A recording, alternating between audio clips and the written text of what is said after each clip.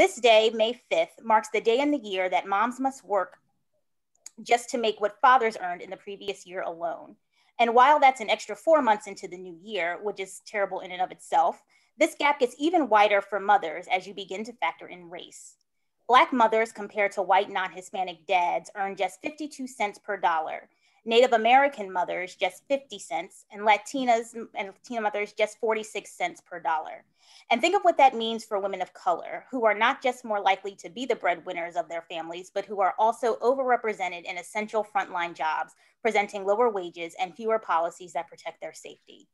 It means that absent this pay gap, a Black mother could earn an additional $33,600 more each year, and a Latina mother could earn an additional $38,000 more each year. And the situation is only getting worse. With the pandemic pushing moms out of the workforce at rapid rates, the decades-long issue that moms have been experiencing in the workforce are now being exposed.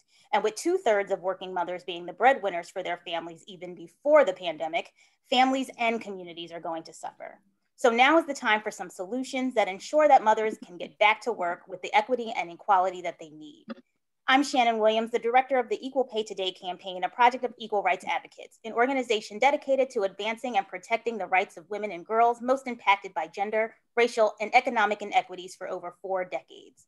The Equal Pay Today campaign, launched on the 50th anniversary of the signing of the Federal Equal Pay Act, consists of both national and state-based organizations, including those here today, from all across the country, dedicated to challenging the legal, policy, and cultural barriers at the local, state, and national levels that keep women from being paid equally.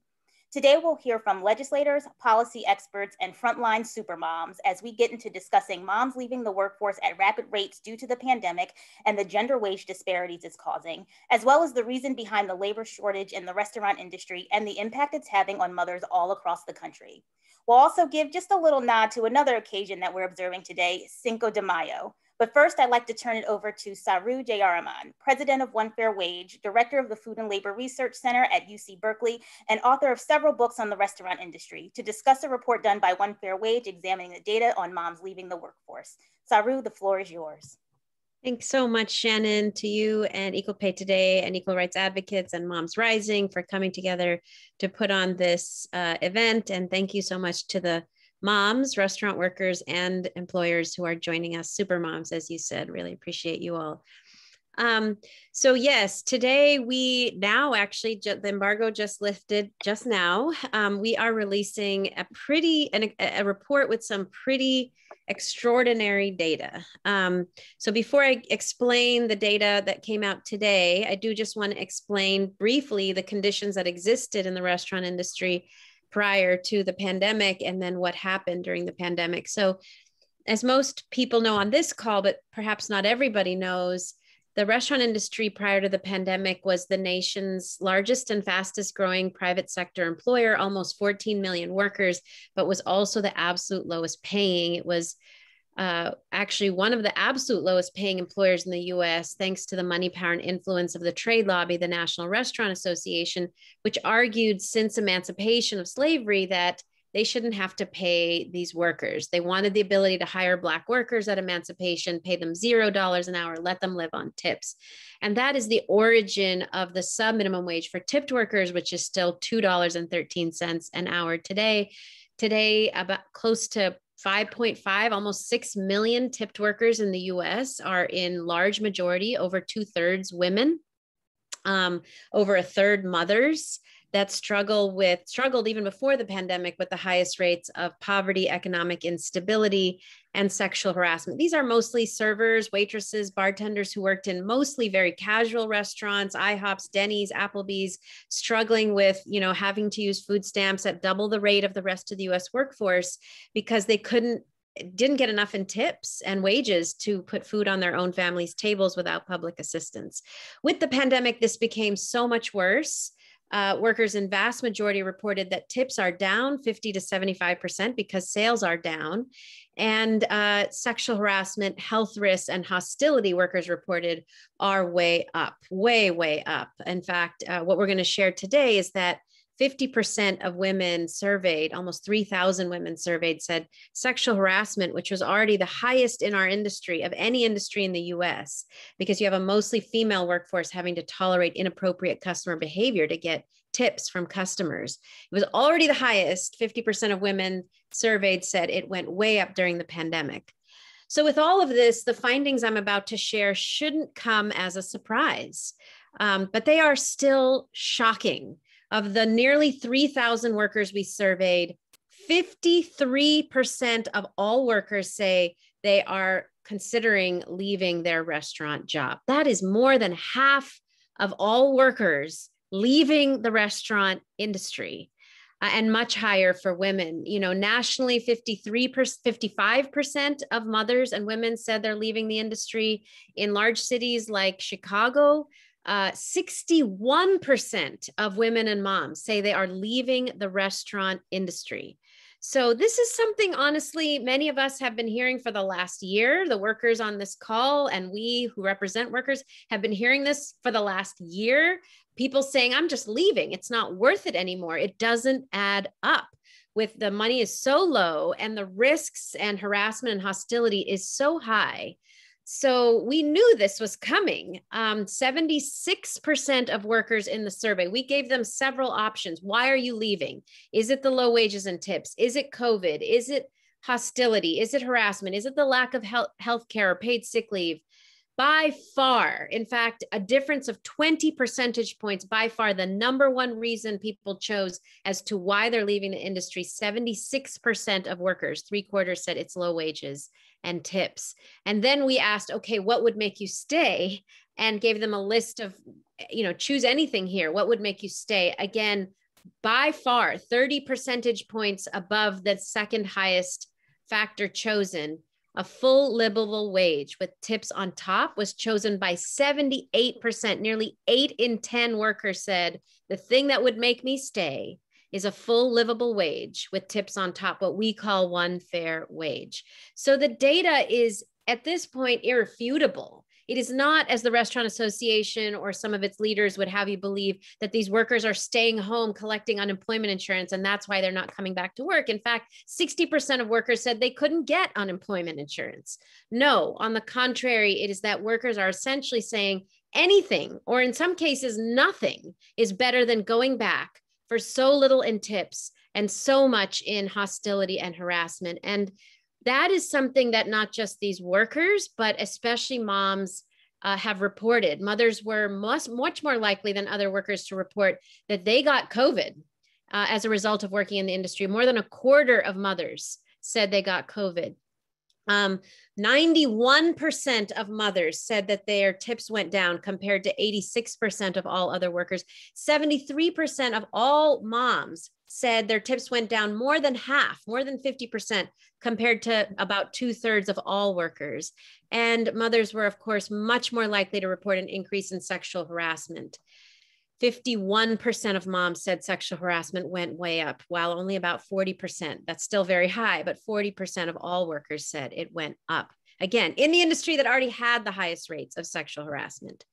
So here's the thing. There's such a simple, clear solution to this. The Raise the Wage Act, which is moving in Congress, would raise the minimum wage to $15 an hour and end the sub-minimum wage for tipped workers. It would bring all workers to $15 with tips on top. The National Restaurant Association has been fighting this. Not only have they been saying, oh, nobody wants to come back to work because they're sitting home with too much unemployment insurance, which is clearly false, but they've also been saying that raising the minimum wage would kill their business. Now, in just a few weeks ago, they were exposed, Denny's in particular and Cheesecake Factory were exposed as having joined the NRA, in the Restaurant Association, in fighting against the Raise the Wage Act, saying it would kill the business, while simultaneously telling shareholders that in fact 15 and a full minimum wage for tipped workers with tips on top made the companies grow faster in California, which has a $15 minimum wage with tips on top, than any other state in the US. The CFO of Denny's said California Denny's outperformed the system. In other words, California Denny's grew faster than everybody else. And he said it was because when you pay people more in California, Guest receipts were up, customer revenue is up, which is what we had always argued. And then yesterday, a group of shareholders, in response to that lie, telling Congress it would hurt the business, but telling investors, in fact, it had helped the business. A bunch of shareholders wrote to Denny's, and it was covered in Newsweek as a shareholder revolt against Denny's, saying, if you're telling us raising the minimum wage is good for our company, why are you fighting it? You're going against shareholder interest by fighting it. And Newsweek covered that as well. It came out in today. So listen, Denny's itself is admitting this is better for them. Clearly, it would be better for the industry if workers are leaving in mass exodus without a $15 minimum wage. But it isn't just large companies, small businesses are especially saying it is not just better to have 15 and one fair wage. It's essential. As is quoted in our report, Chef Ron Sue from Lazy Betty's in Atlanta said, if a large percentage of our workforce, and this is my insertion, it's 53%. If a large percentage of our workforce decides to leave the restaurant industry, none of the other relief efforts will have mattered. You can't run a restaurant without staff. It's time we raise wages and ensure we can attract and retain good talent in our industry. And I'll just close by sharing, on Friday, I was speaking to a very high profile restaurant owner in New York who said, Governor Cuomo is now increasing indoor dining to 75% capacity, but he said nobody he knows can actually take advantage of that because they don't have enough workers to get to 75% capacity. And he agreed there is one clear solution. We need to raise wages. We need to pass the Raise the Wage Act. Thank you so much. Thank you, Saru, so much for sharing those important findings, and what an informative report that was. All right, so we said that in addition to Moms Equal Pay Day, we'll also be giving a little nod to Cinco de Mayo. With that, I'd like to turn it over to Heather Mcintosh, a member of One Fair Wage, a restaurant worker, and a frontline mom from Maine, as she leads us in a mixology lesson and shares with her experiences as a mom in the restaurant industry and in the middle of the pandemic. Heather, I think we all have our limes ready, so go ahead and take it away. Hi, everyone. Thank you so much for having me. I have my limes here too. I named it the Dolores Huerta because I just wanted to give a shout out to amazing Mexican-American women. So often we don't hear about how many amazing women of color there are in our history books. So she's 91 years young, and she is an American leader, labor leader, and civil rights and women's rights leader. So I just wanted to throw that out there. So we're cutting 3 limes and just squeezing them. I didn't bring my shaker. I was super late at another job, have to run to the restaurant after this. So I'm just using a ball jar. So a little bit about me. I've been in the restaurant industry since I was 14, and I'll be 45 this year. Currently a server at a high-end restaurant in Portland, Maine, which is extremely seasonal. So that means that we make all of our money in the summer and don't make a lot in the winter. That's why I have a full-time day job to help. But unfortunately, I don't make enough at my full-time day job to pay the bills and keep a roof over my son's head. So I would just like to say this: last year, I wasn't able to collect unemployment, so I've been working. Everything that Saru said is true, which I'm sure that any of you that are in the restaurant industry have experienced as well. Tips are seriously down because people weren't coming out. You know, I normally worked at a restaurant that was extremely busy all of the time, and we were at half capacity, and then we might have, 20 to 40 people show up. So that drastically impacted, all of our pocketbooks. The other thing that I just wanted to mention is that our governor did have a mask mandate, and it was really tough to essentially be the police for people wearing masks. Again, we're a tourist destination, so we had people coming from all over Texas a lot and refusing to wear their masks. The other thing, maybe because I'm older, I have experienced more than my fair share of sexual harassment in this industry. However, what I noticed this time was that people would, men in particular, would ask me to and other female coworkers to pull down our mask, and then we, you know, explain to them that there's COVID, there's rules. And then we definitely noticed that our tips were lower if we didn't. But then the other thing that would happen is that they would say, well, I can't hear you. So that they knew that it wasn't acceptable for them to ask us to pull down our masks to see our face. But they use this other to pull down, you know, so that they could hear us. So it was really difficult. It was really stressful. You know, I fortunately did not contract COVID, but I have coworkers that did, and that's scary. The last part, I guess I'll go quickly, sorry. All of your lime should be juiced. I'm about to add sugar. Is that I have worked in a state, I have worked in California where there was, you know, one fair wage for everyone. And my tips never suffered. In fact, I always got at least 20 to 25%.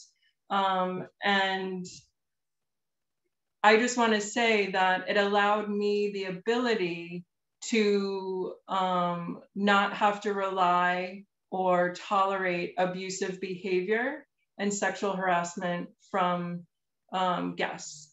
And that made a huge difference in just my ability to work without fear, and made a huge difference in my paycheck, that I knew that I could pay my bills and that I didn't have to tolerate sexual harassment. So I am going to add a little bit of sugar right now. I don't know if others are doing this with me, and I'm sorry that you can't see. I don't know, Saru, if there's any questions or if there's anything more specifically I can speak to. In Maine, our wage is half of what the minimum wage is, so it helps a little bit. But I still, in my paycheck only covers my taxes. So I usually get 0 as a paycheck, even at $5 an hour, which is more than the $213 that most others are paid. Maybe while you're doing the mixing, Heather, could you share a little bit about whether you've seen tips go down, or whether you've seen, or your coworkers or peers have said this, because that's what we're hearing very broadly. Yeah. I definitely experienced my tips go down because we had so few people show up. Maine has one of the oldest populations in the country. So because we're more of a fine dining, the majority of our clients were older. They didn't show up. We're now having vaccination, people showing up and having vaccination dinners, but essentially all of our regular clientele were not there for an entire year. So that drastically impacted our paychecks. We didn't have tourists in the winter. So again, you know, if I was making $200 a night in tips in the summer, you know, I would either get called out because we didn't have enough reservations, or sometimes we would walk with, you know, $40 a night, which is not enough to support yourself when your paycheck is 0 after taxes.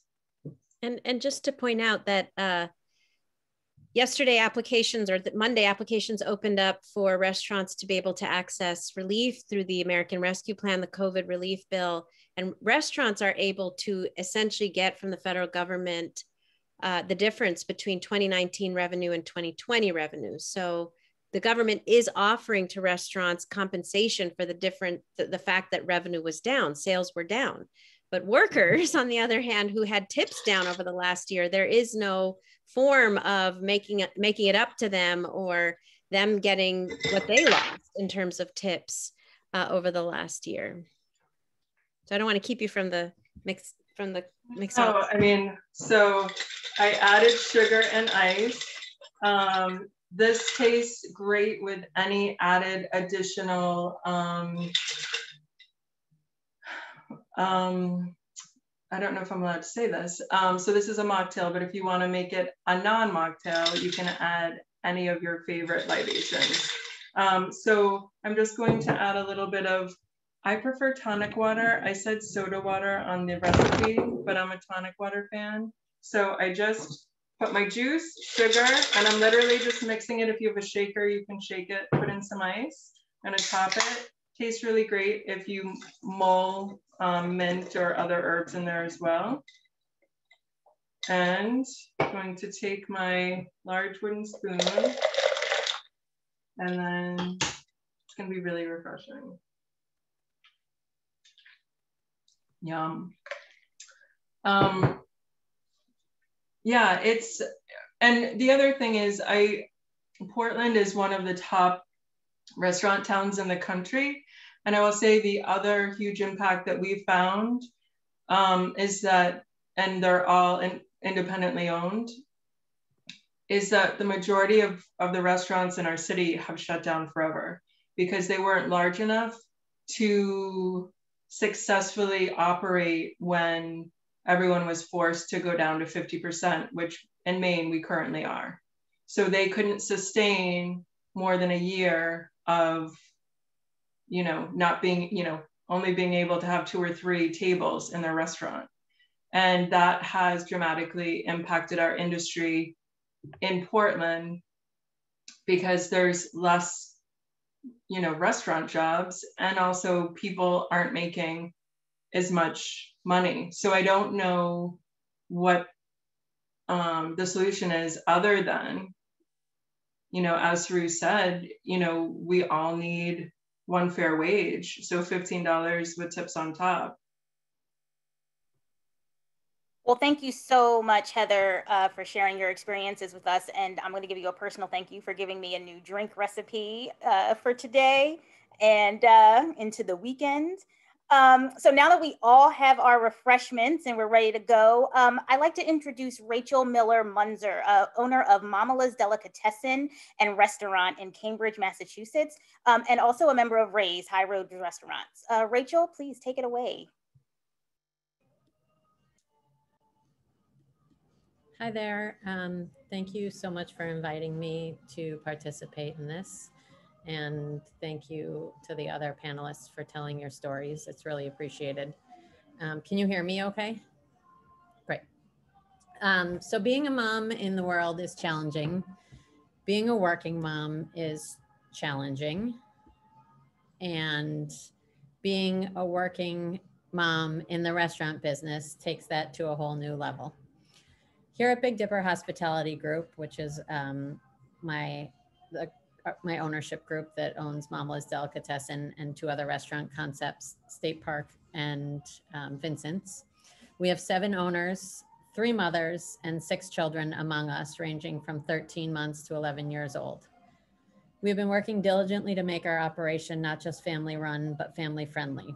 We strive for consistent scheduling so mothers and fathers can predict when they need childcare. We accommodate day shifts when possible, and 4 years ago began working on raising the wages of the back of house workers through a revenue share, providing higher paychecks to those that were lacking.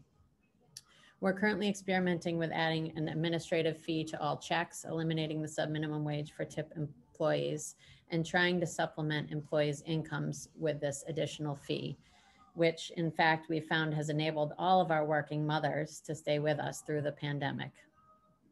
It is an uphill battle as we try to navigate around a broken system that does not support wage equity and often puts employers who choose to make impactful changes on behalf of their employees at a competitive disadvantage. All that being said, I was thankful to be included in an inspiring conversation last night with Jeannie, Mikey, and from Ray's High Road Restaurants, and Beverly Kim, the chef owner of Parachute and Wherewithal Restaurants, and the founder of The Abundance Setting. If you're not familiar with her project, The Abundance Setting, please check it out. It is Beverly Kim's incredible organization, which supports working mothers in the restaurant business in various ways. So together, the four of us putting our minds together, we discussed how we can work together to continue to advocate for childcare, wage equity, paid parental leave, among other key components to bring our hospitality working mothers and families the respect and support they need. And I thank you very much for including me in this conversation today. My business partners and I look forward to continuing to innovate and push for systemic change. I'm actually in the middle of a meeting right now where we're discussing our administrative fee and how we can make sure that it's working for everyone in our restaurant. So I appreciate you including me in this conversation. Of course, thank you so much, Rachel. And to that, we're partners with you in this. So if we can be helpful in any way, reach out. We are with you and we're standing together on this. I really appreciate it. And I definitely will. Thank you. Thank you. I'd like to now turn it over to Jillian Melton, a mother and one fair wage worker leader from Tennessee. Jillian, the floor is yours. Take it away.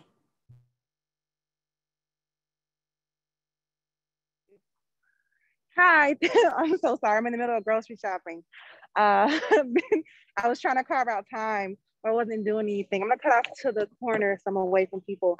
But my name is Jillian. I'm a mother of 5 in Tennessee. Last year, I was away on a spring break trip with my children when I found out that my restaurant of 7 years would be closing. I didn't hear from that restaurant again until November when they told us that they didn't have room to bring us back. Even on unemployment, when you're a tipped server, your wages, your paychecks don't reflect what you actually make. So even unemployment turned out to be only $109 a week before stimulus. As a mother of 5, 7 years, okay? Sorry, I don't know why that just bothered me. I don't think people understand what we have to go through, not only as mothers, but as women. I feel like we are a living example of the meme where you have 3 people trying to look over a fence at a football game and they all have a box. So it's equal, but it's still not fair. And that's exactly the life that we're living. You know, we can't be career women as mothers because we're judged. And then when we do choose a career that allows us to be flexible so we can still be a parent, we're not protected. There are people who can't work, who can't go back to work because daycares aren't open. There's nowhere to send our children for school. There's no one that's willing to come in the home to babysit for us to go to work. And all of that is reflected across, and even still, we couldn't afford it. I could get a babysitter and go to work, but I can't afford not to have a good night because I couldn't afford to pay the person who's actually watching my children. And it's a snowball effect, again, of no protection. Having a wage, a living wage, knowing that I would get a paycheck, knowing that I could budget, knowing that I could afford to go to work, it means something. And the disparity of it all, you know, my children's fathers, they don't have the same concerns that I do. Not even slightly. You know, having conversations with fellow coworkers, even in the past year, who were allowed to stay on, there's no money. You know, I was coming from a casual fine dine where you could make a decent wage, but again, it's an older crowd that can't afford to get sick. So they're scared to come out, which is understandable. And even now with the influx of it, if I were to go back to work, I'm asked to come in at a time that I really can't because I pick the kids up from school, to work 3 jobs, 3 positions in that one restaurant at no higher wage than the $213 that they're already asking me to work for. And I'm staying later with more abuse because everyone's on edge, everyone's under pressure. It's like being in the weeds from the time you clock in to the time you clock out for nothing, with no stability. Again, leaving work last year, I was somewhere I gave my heart to for 7 years. There was no severance package. There was nothing. There was, hey, how are y'all doing? There was nothing. And people are looking to be more appreciated somewhere else, and they're not really willing to change with the times. And it leaves people leaving the industry. We're not sitting at home twiddling our thumbs, you know, begging for $100 a week. That's not nowhere near, even with the stimulus, covers what I could have made at the restaurant but I still can't afford to go back hoping that I'm having a good night, and I don't. It's just, it's not worth it. It's not the same. We're not short on workers. We're short on good jobs. We're short on decent jobs. We're short on people who make us feel appreciated and treat us with respect. We're short on people who are going to follow the rules and make sure that I don't take COVID back to my 93-year-old grandmother or my 11-year-old son that has asthma. That's it. That's my soapbox. I'm sorry. Thank you, Jill. Didn't I tell y'all we had some super moms with us today? Thank you so much, Jillian. Thank you. For your experiences and for being so honest. And please do not apologize, because I am sure as a mother of 5, every second of your day is scheduled. So you do what you have to do. I have high schoolers. I have high schoolers all the way down to a 3-year-old. And so I'm running. I'm making sure that we're in on your time today. So thank you so much. And thank you again for sharing your story. We're going to turn it over now to Congressmember Judy Chu from California's 27th Congressional District and the chair of the Congressional Asian Pacific American Caucus, who did have to step away, but has shared with us her message, and we'll play it right now.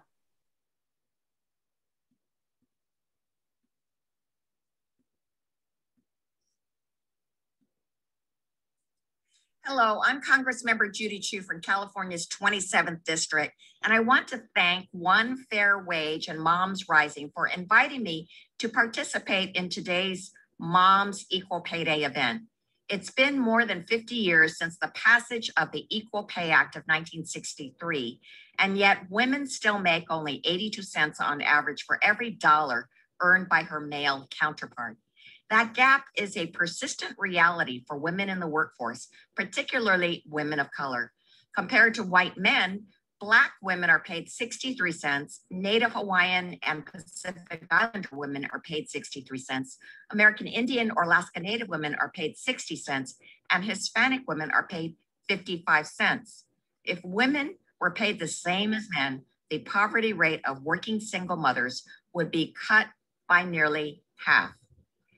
The economic recession caused by the coronavirus pandemic has taken aim directly at working moms in this country. In fact, the impact has been so lopsided that some are not calling this a recession, they are calling it a she-cession. Moms suddenly found themselves juggling full-time work with monitoring school or without childcare for their children. In September, when schools resumed, many of them with remote learning, 80% of the 1.1 million workers who left the workforce were women. And what's worse, in December, women accounted for all of the net job losses that month, while men made some gains. These kinds of disruptions can have long-lasting impacts on her future earnings, widening the pay gap that already existed in our country. The she-cession is felt especially hard by restaurant workers who were out of work for so much of 2020 and who now face returning to work for sub-minimum wages in much of the United States. These wages are just over $2 per hour, and in a setting where tips are fewer and farther between than ever before because of reduced dining services. And because of the pandemic, these are some of the riskiest jobs in the nation. No one should have to risk their life for a job that doesn't pay the bills. That's why I am proud to be an original co-sponsor of the Raise the Wage Act, a bill House Democrats passed last Congress, which would end the use of the sub-minimum wage and raise the minimum wage to $15 per hour. We know that eliminating the sub-minimum wage works because we did just that here in my home state of California. And despite the claims from critics, California has one of the strongest economies in the nation. It's simply unacceptable that in America in 2021, women and moms in particular do not earn equal pay for equal work. That's why I was so proud when just a few weeks ago, the House of Representatives passed H.R. 7, the Paycheck Fairness Act, which ensures that employers who try to justify paying a man more than a woman for the same job must show the disparity is not sex-based, but job-related and necessary. It prohibits employers from retaliating against employees who discuss or disclose salary information with their coworkers. The bill would allow women to join together in class action lawsuits where there are allegations of sex-based pay discrimination, and it would prohibit employers from seeking the salary history of prospective employees. So thank you for all you are doing to disclose the gap and close it for working women, women of color, and moms all over this country. You can count on me to fight for one fair wage for everyone and ensure that in this country, women receive equal pay for equal work.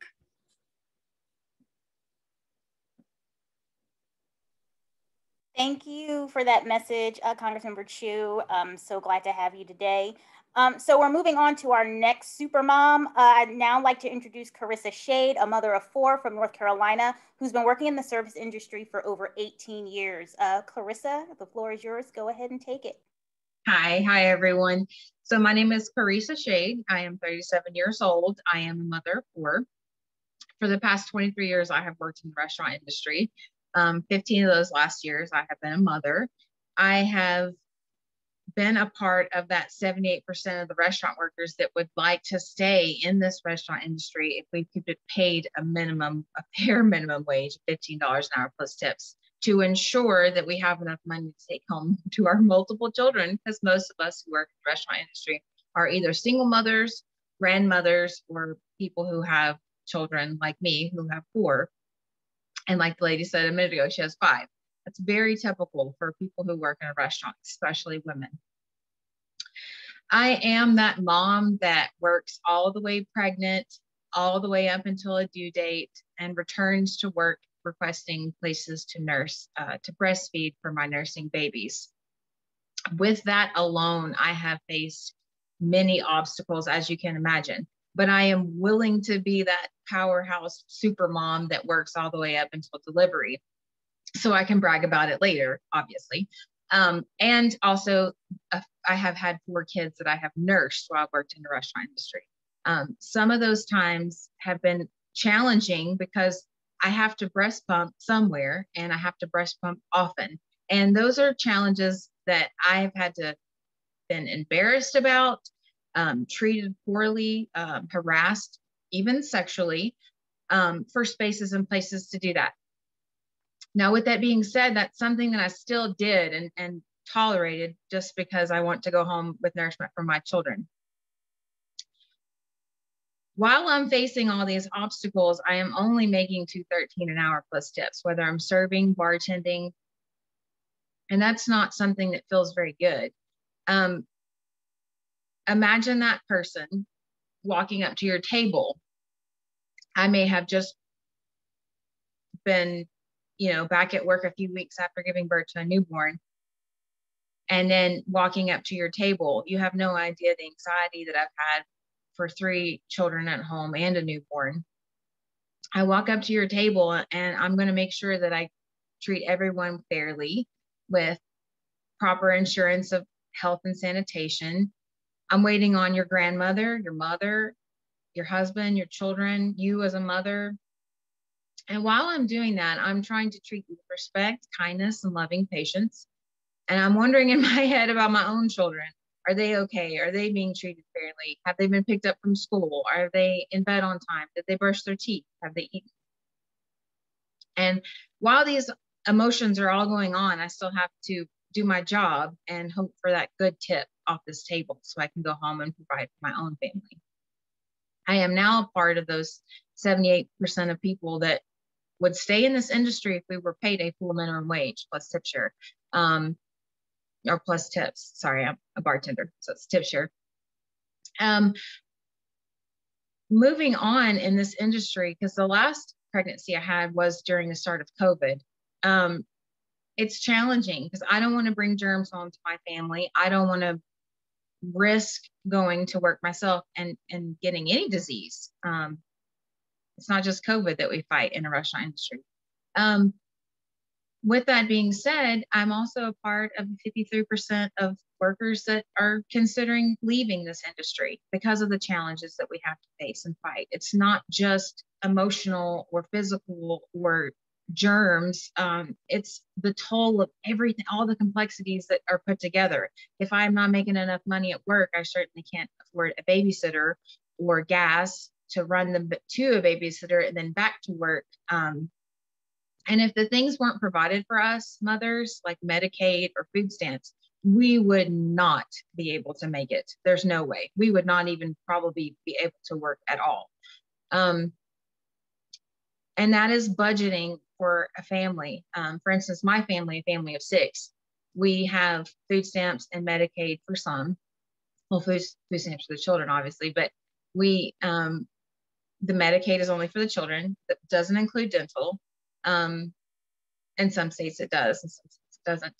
I face these challenges as a mom. Do I risk going to work, or do I stay at home with my 2 virtual learners, and I have a almost 1-year-old now, and a 2-year-old, or do I keep them at home?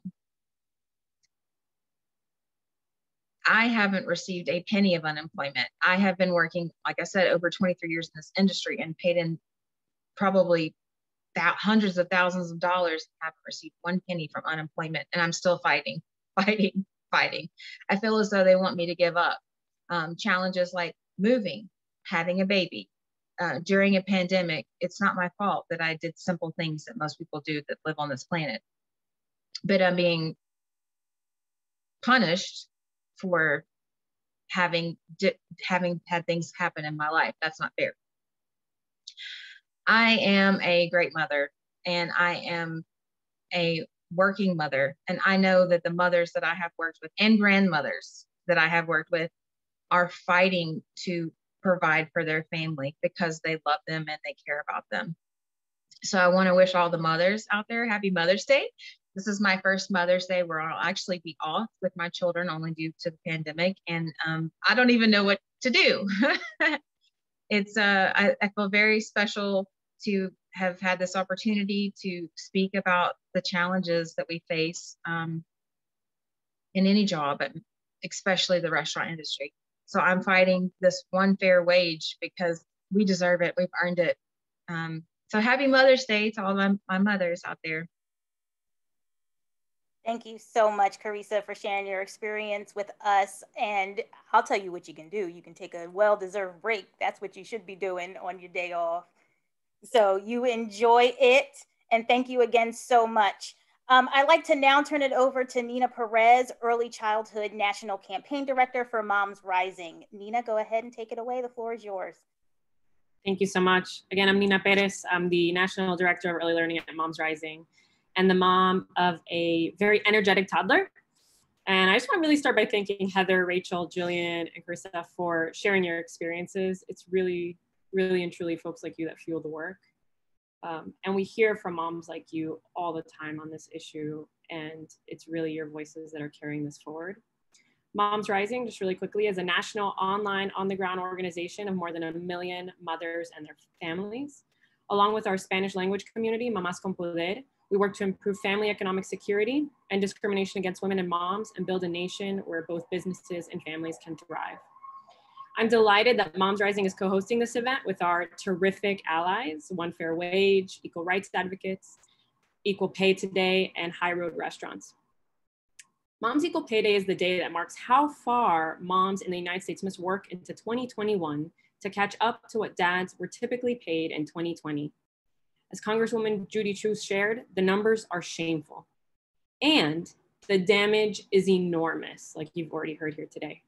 The pay we lose translates into childcare we need but can't pay for, groceries we can't buy, student loans we can't pay off, rent payments we can't make, gasoline we can't buy to fill our tanks. It's books, activities, and food for our children that is denied to them. The wage gap damages businesses and our economy too. So as we emerge from the pandemic, we simply must ensure that women and moms are paid fairly and paid family supporting wages. I know that as a mom, I think about this often.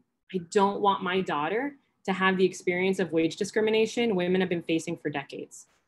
And if we don't act now, the wage gap won't close until 2059, when my toddler is in her 40s. That's why moms are demanding that the Senate pass the Paycheck Fairness Act. and that Congress raise the minimum wage to one fair wage of $15 and eliminate the tipped minimum wage. It's time we stop asking for millions of workers, mostly women and mostly women of color, to support their families on poverty level wages. Women occupy nearly 2/3 of those in jobs that pay the federal minimum wage of $7.25 per hour, or just a little bit more. And we're more than 2/3 of tipped workers, for whom the federal minimum wage is just $2.13 per hour. From coast to coast, we need members of Congress to commit to passing the Raise the Wage Act, which would increase the federal minimum wage to $15 per hour by 2025, and phase out the harmful tipped minimums and exemptions that let employers pay young workers and people with disabilities sub-minimum wages. It's time to end the days when hardworking moms, including the essential workers who care for our babies, kids, seniors, and people with disabilities, and the moms you've heard from today, to have to live paycheck to paycheck, raise children in poverty, and retire without savings that would allow us to age with dignity. Establishing one fair minimum wage will advance gender and racial equity for all of us. It is an essential piece of the policy agenda moms, women's, families, businesses, our economy need for a just recovery, and what moms really want for Mother's Day. I hope you'll join us in working to raise the minimum wage, stop discrimination in our workplaces, and the stigma surrounding caregiving, adopt universal childcare and comprehensive paid leave, and finally build care and wage infrastructure America urgently needs. Thank you. Thank you, Nina, for your remarks and for all the work that you do at Moms Rising. Thank you so much. Okay, so we've heard the data, we've heard the facts, we've heard the stories, and now that we're all inspired and ready to act, I'm sure you're thinking to yourself, what can I do to help? So please wonder no more, because we have a whole list of actions and activities that you can take part in, especially as we head into Mother's Day this weekend. And I'm going to turn it over to Sarah Alston, Senior Campaign Director for Moms Rising, to tell you all the ways that you can get involved and all the ways that you can get activated. Sarah, go ahead, take it away. Tell us what we can do. Thank you so much, Shannon. So I know after hearing from today's amazing leaders and mom advocates, we're all ready to take action and do the next step. So I'm delighted to share these easy but highly impactful steps for us all to be taking together. What we all need to do is go to the One Fair Wage website. Let's do that all right now.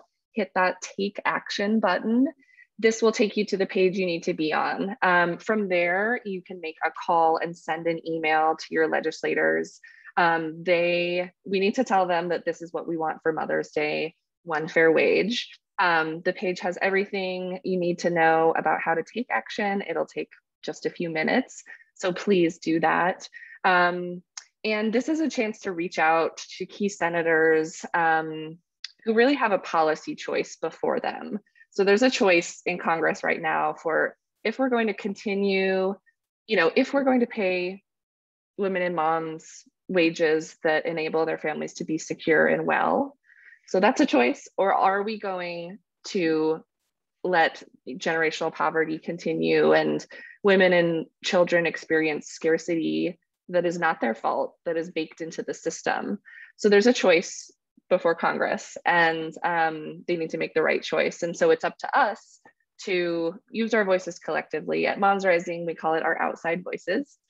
So we're going to be using our outside voices this week and throughout the year to ask our leaders to answer moms' calls for fair wages and an entire infrastructure built around what it means to be a parent today and the support that we actually need to be able to thrive. So the next action item we have for you is really exciting. These are printable cards that the One Fair Wage team created for all of us to print out and hand out to servers, takeout cashiers, and folks delivering food on Mother's Day and any time that we are eating out as newly vaccinated people or picking up takeout. So my plan is to print a bunch of these out and just have them in my bag or in my car, so they're there and ready to use. So this action will help ensure that moms and women working on Mother's Day, for example, serving Mother's Day brunch or any other day, they know their rights as a tipped worker and they know how to get involved with One Fair Wages campaign and plug into a community that is really making a difference. And we always want to be building solidarity across our communities and different workplaces. So this is a really great first step. I really encourage you to check out this page if you haven't already. Make sure there's 3 different options for action on the page. So get involved. If you're someone who's not currently experiencing scarcity from the pandemic or because of the job you might have, think about donating. It's a really great way to directly support amazing activism that moms and women are doing. So I will turn it back over to you, Shannon, or anyone else who wants to jump in with anything. And thank you all so much for joining us today. Thank you so much, Sarah. And I love that we have a choice, and we do have a choice, and there's definitely so much that we can do. And with that, we're off to go take part in these activities, and we hope that you'll join in the fight with us. I'd like to thank everyone for watching and for joining us today in this important conversation as we continue to observe and amplify the message on Moms Equal Pay Day. And I'd like to offer a very special thanks to all of our amazing speakers who joined us, our super moms who joined us, and for all the work that's being done on these important issues. So with that, thank you. Happy Mother's Day to all the mothers, aunties, nieces, everybody out there. Enjoy, and let's do this work. We're all ready. Thank you so much.